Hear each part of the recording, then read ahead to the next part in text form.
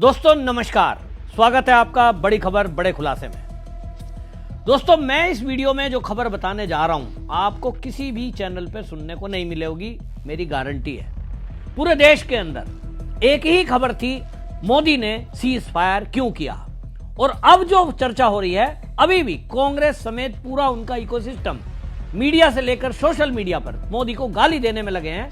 और उस गाली देने के क्रम में मोदी को चाहने वाले भी हैं और भारतीय जनता पार्टी के कार्यकर्ता भी शामिल हो गए कि मोदी ने आखिरकार ऐसे मोड़ पर, जब हमारी सेना आगे बढ़ती जा रही थी, मुंह तोड़ जवाब पाकिस्तान को दे रही थी, ऐसे में अचानक से सीज फायर क्यों किया है। असल में सीज फायर क्यों किया है वो मैं बाद में बताऊंगा, लेकिन आपको एक बात की तरफ ध्यान दिलाना चाहता हूं जिसका ध्यान ना तो मीडिया का गया है, ना मीडिया का ध्यान उस तरफ दिलाया गया है कि उस शब्द का मतलब क्या है।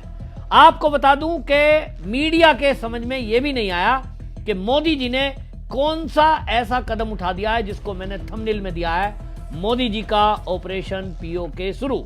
और उस थंबनेल से मोदी जी ने जो कर दिखाया है वो मीडिया ने कवर नहीं किया है, मीडिया की बुद्धि वहां तक नहीं पहुंची है।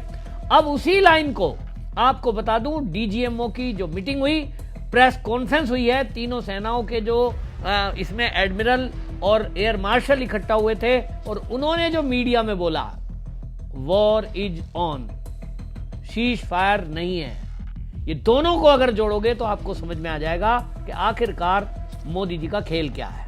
मोदी जी के दिमाग को समझना और उनकी चाल को समझना कि वो दुश्मन को कैसा चकाते हैं, ये अच्छों को समझ नहीं आएगा। आपको बता दूं कि आतंकवादी घटना एक दुखद घटना है और ये देश की आजादी के पहले से हमारे देश में धर्म के नाम पर होती आई है।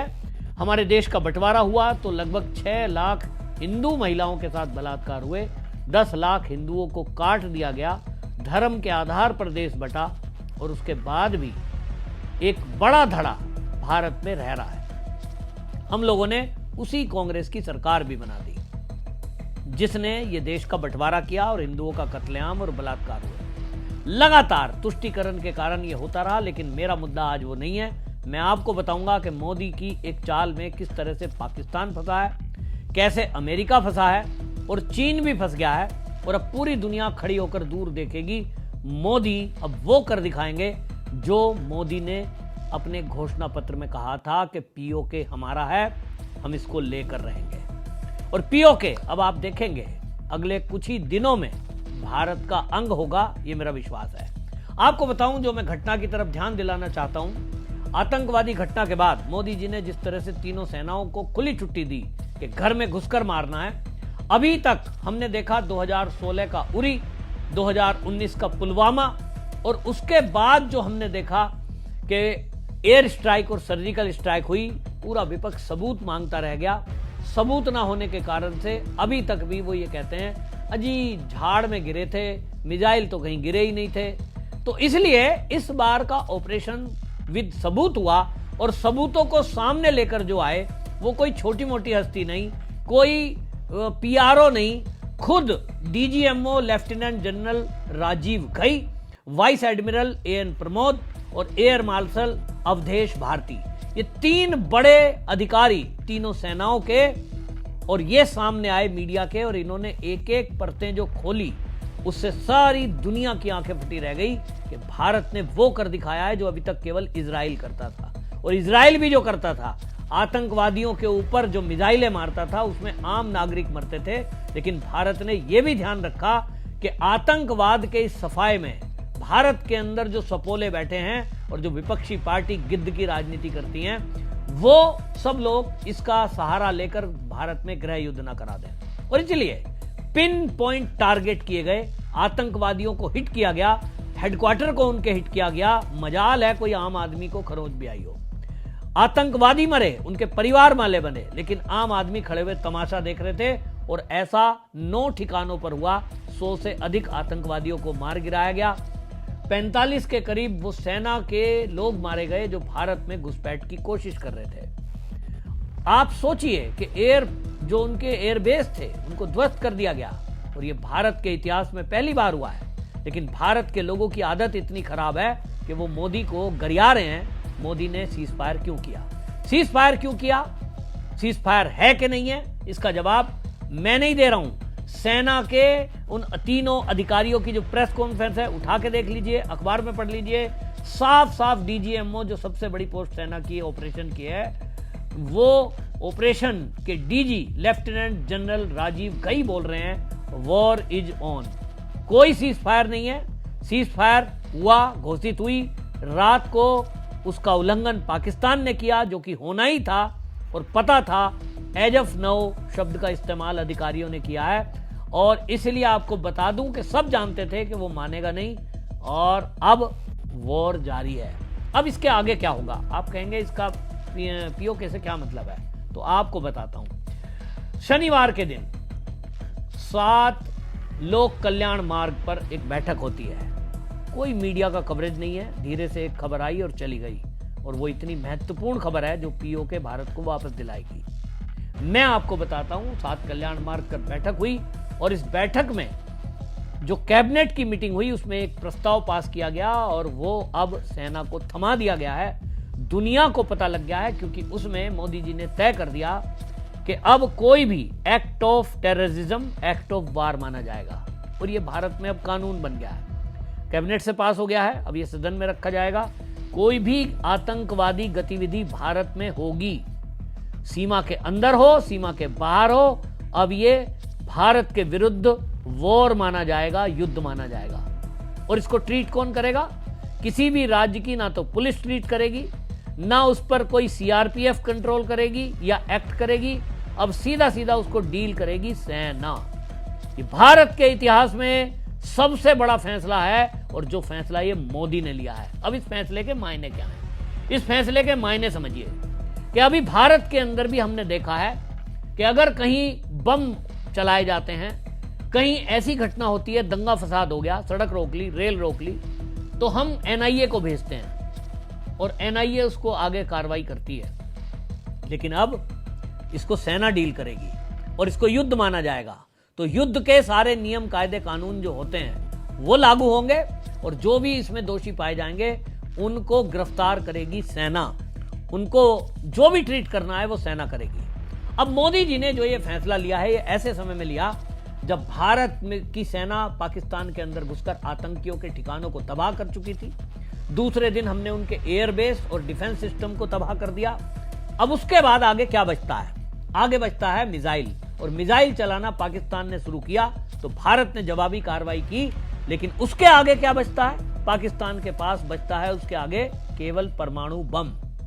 उसके पास आखिरी हथियार, और जिससे वो अभी तक भारत को ब्लैकमेल करता आया कि हमारे पास परमाणु बम है। पूरी दुनिया ब्लैकमेल होती आई, भारत ने तय कर दिया कि तेरे इस ब्लैकमेल को ही, तेरे डैश डैश हम इसको घुसा देंगे।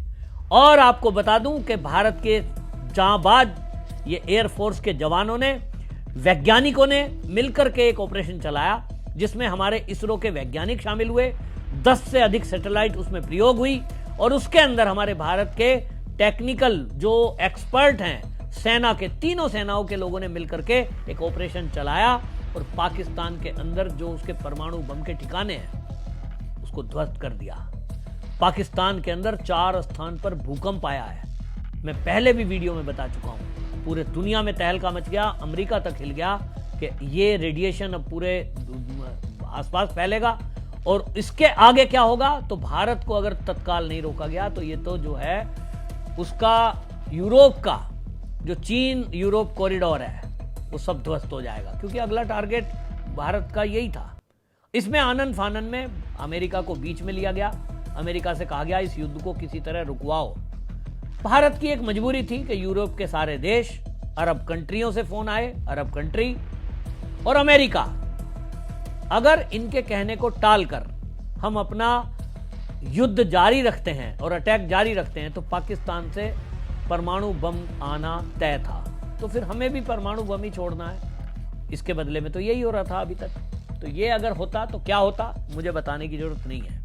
और इसलिए भारत का वो लक्ष्य भी नहीं है। भारत पहले से कहता है हमारा आम नागरिकों से कोई मतलब नहीं है। लेकिन जब एक देश में परमाणु बम गिरता है तो सेना नहीं मरती है, आम आदमी मरता है और आम आदमी की कई पीढ़ियां उससे प्रभावित होती हैं। पूरी इकोनॉमी ध्वस्त होती है और दुनिया उससे प्रभावित होती है। और इसलिए भारत का वो लक्ष्य नहीं है। भारत का लक्ष्य है आतंकवादी और उसको पालने वाली पाकिस्तान की सेना, उसका खात्मा करना, जो ऐसे कट्टरपंथी संगठन है उनका खात्मा करना, आतंकवादियों को पालने वालों का खात्मा करना और अपना पीओके वापस लेना।